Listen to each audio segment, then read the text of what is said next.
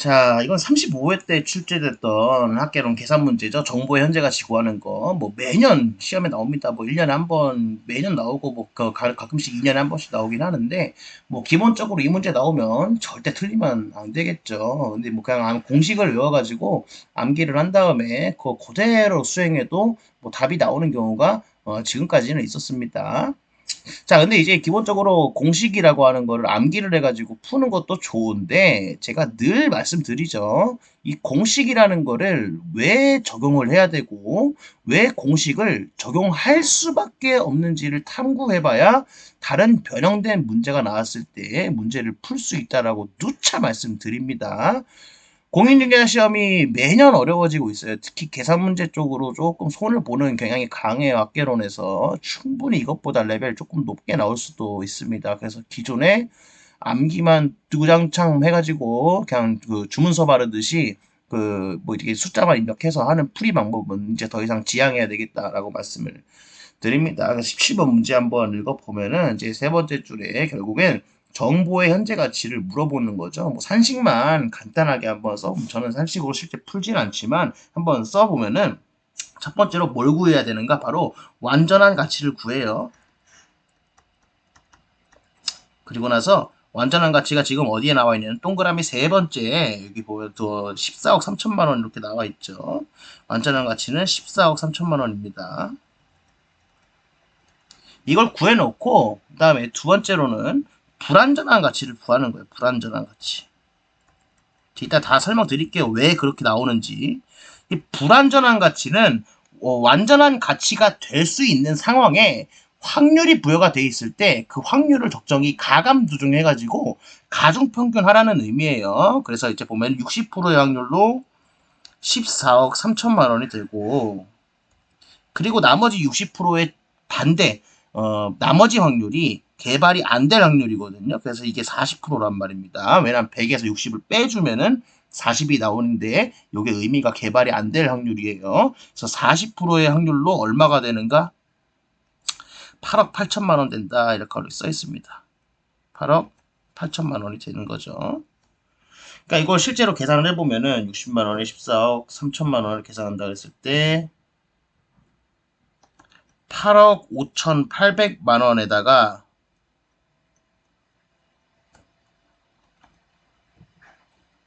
8억 8천만 원에 0.4를 곱하면 되겠죠? 3억 5,200만 원. 요 값이 나오고 요것을 사치 계산해 주면은 12억 1천만 원이 나옵니다. 자, 여기까지 구했으면은 다 한 거예요, 사실상. 사실상 다 있고, 이제 1번에서 2번까지 구해놨을 때 다음 단계로 뭘 넘어가야 되냐면은 바로 완전한 가치에서 불완전한 가치를 빼줍니다. 그러니까 순서로 보면 뭐예요? 1번에서 2번을 빼주면 돼요. 그러니까 숫자가 뭐예요, 지금? 14억 3천에서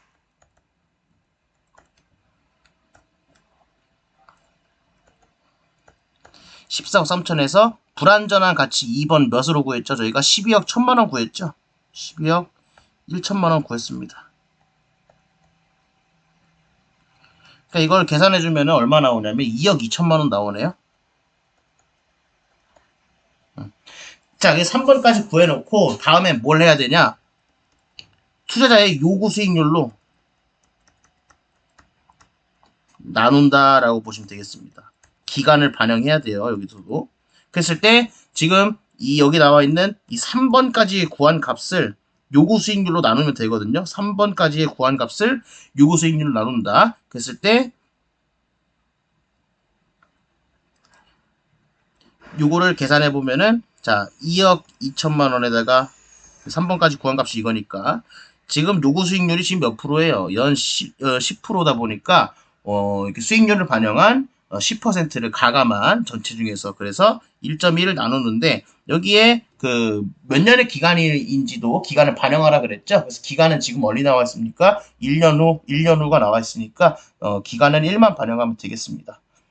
그래서 이걸 실제로 계산을 해보면은 여기서 이런 값이 나오게 된다는 거죠. 2억 원. 끝입니다. 그래서 4번까지 했으면은 2억 원이라는 게, 요 답이 3번에 구성되어 있기 때문에 3번 체크하면은 정답이 풀려요. 실제로 이런 문제는 20초가 안 걸리는 간단한 문제인데, 이제 중요한 거는 이렇게 왜 푸냐는 거예요. 그러니까 항상 중요한 게 왜 원리, 왜 이러한 방식으로 풀 수밖에 없는가를 알아야 된다고요. 그리고 나서 지금 뭘 또 알아야 되냐면은 지금 1번, 2번, 3번, 4번에 나오는 이 숫자들의 의미를 알아야 돼. 그래서 동그라미 친 것에 의미를 알아야 되는 그 단계까지 가야 변형된 문제가 나왔을 때도 풀 수 있어요. 충분히 이런 문제 나올 수 있습니다. 예를 들면은 개발될 가능성과 개발되지 않을 가능성 외에 제3의 길을 열어줘가지고 가중평균하는 확률을 3가지를 부여하는 경우가 있어요. 그러면은 그냥 공식만 암기했던 사람들은 전부 다 이제 손도 못 대고 틀려버리게 되는 거예요. 그래서 그 동그라미의 의미를 일단 알아야 된다는 거 말씀을 드립니다. 그래서 양가로 첫 번째부터 해설을 드리면 첫 번째 1번 같은 경우는 완전한 가치로서 바로 정보의 가치가 완전히 반영됐던 그런 가치를 의미합니다. 그래서 정보의 가치가 완전히 반영됐다 보니까 가장 가치가 높아요. 그렇죠. 예를 들면은 이 가치의 금액의 대소를 보세요. 자, 개발이 됐을 때 14억 3천만 원이고 개발이 안 되면 8억 8천만 원이에요. 그리고 우리 지금 2번에서 구했던 게 뭐예요? 12억 1천만 원이라는 숫자가 있죠. 그러니까 지금 보세요. 14억 3천이랑 부등호를 보세요. 12억 1천만 원이랑 8억 8천만 원을 이렇게 숫자로 보게 되면은 부등호가 이렇게 표시가 된다는 거예요. 의미가 뭐냐?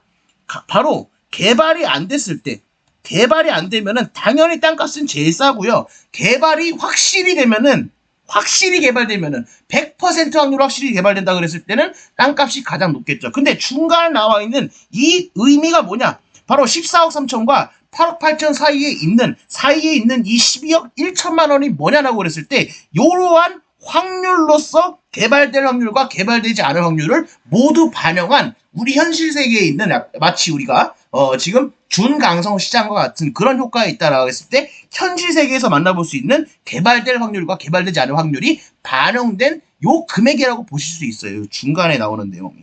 그래서 이 동그라미의 의미를 일단 좀 잘 아세요. 그리고 이제 두 번째 이게 보시면은 이렇게 60%, 40%라는 숫자를 가중평균을 하게 됐는데 이거는 저희 보시면은 중고등학생 때 배우는 수학 연산과 매우 관련이 깊습니다. 근데 뭐 여기까지 우리가 깊게 들어갈 건 아니고요. 간단히 말해서 이 60%와 40%를 더하면 총 몇이 됩니까? 총 100%가 되죠.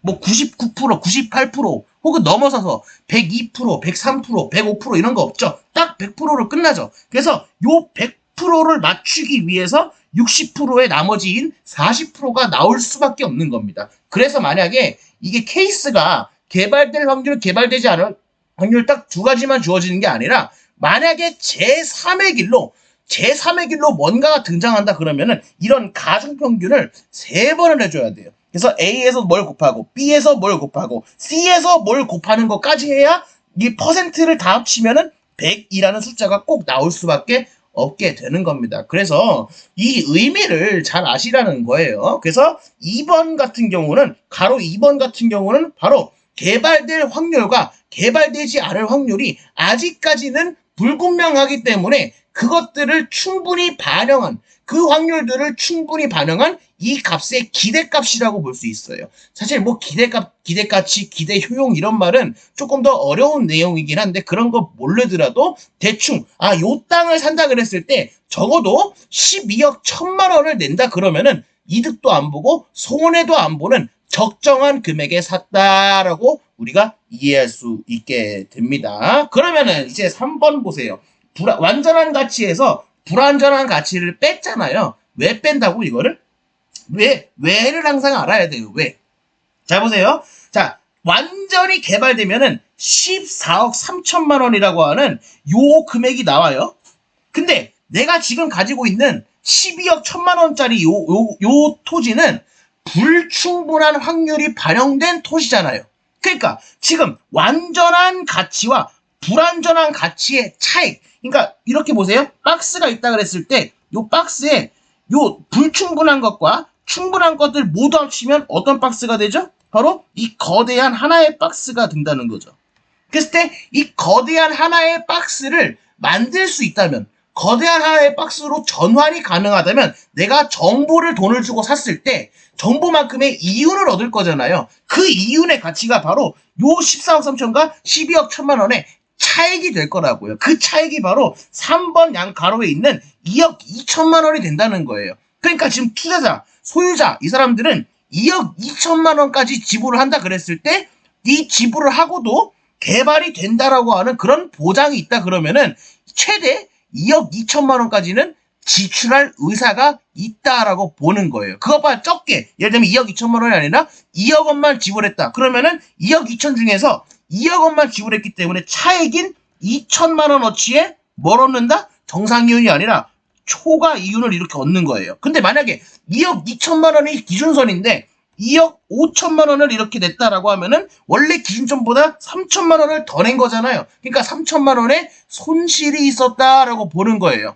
이렇게 공부를 하셔야 된다는 거예요. 항상 원리 원칙을 알고 계셔야 돼. 자, 그래서 이제 4번에 유구 수익률로 나누는 이유는 뭐다? 바로 여기 나와 있는 1년 후 이게 단서가 되는데, 바로 이 개발이 된다라는 것은 미래에 대한 내용의 가치고, 우리가 지금 알고 싶은 거는 지금 이 시점, 현재 오늘 이 시점에 이 숫자를 알고 싶기 때문에 바로 미래의 가치를 현재 가치화한다라고 보시면 될 것 같아요. 우리 정보 현재 가치 뒤에 부동산 투자론에서 나오는 화폐의 시간 가치라고 해서 나오는데, 그때 그 내용을 학습하게 되면 일시불의 현재 가치를 하는 이유를 정확히 알 수 있습니다. 일시불의 현재 가치는 A 곱하기 1 플러스 R에 N승분의 1을 할 건데, 마치 지금 요 1 플러스 R의 N승이 여기에 나와 있는 요런 내용과 매우 유사한 형태를 보이게 되죠. 그 현재 가치에 대한 내용까지 정확히 알고 있으면은 정말 쉽게 이해가 된다 보시면 됩니다. 그래서 딱 여기서 4번까지 진행을 해주면은 2억 2천만 원에 1.1을 나눈다라고 했을 때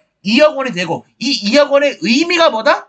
정보를 돈을 주고 산다 그랬을 때 투자자가, 합리적이라고 하는 투자자가 최대한 지불할 수 있는 최대선을 얘기하는 거예요. 그러니까 최대한의 금액이니까 이것보다 적게 지불하는, 예를 들어서 1억 9천만 원만 지불하게 된다 그러면 이 사람은 어떤 이익이라든가 어떤 소지를 얻는다? 투자자 입장에서는 2억까지 지불할 수가 있었는데 1억 9천만 지불해도 되니까 이제 1,000만 원어치의 이익을 볼 수 있게 되는 거예요. 반대로 2억 원을 기준점으로 살았는데 2억 3천만 원을 지출을 했다라고 한다 그러면 그 사람은 기준점보다 3천만 원을 더 냈기 때문에 손실을 보고 이런 토지를 구매하는 그런 행위를 하게 된다는 겁니다. 이해되셨죠? 그러니까 이렇게 의미를 알고 공부를 하셔야 됩니다.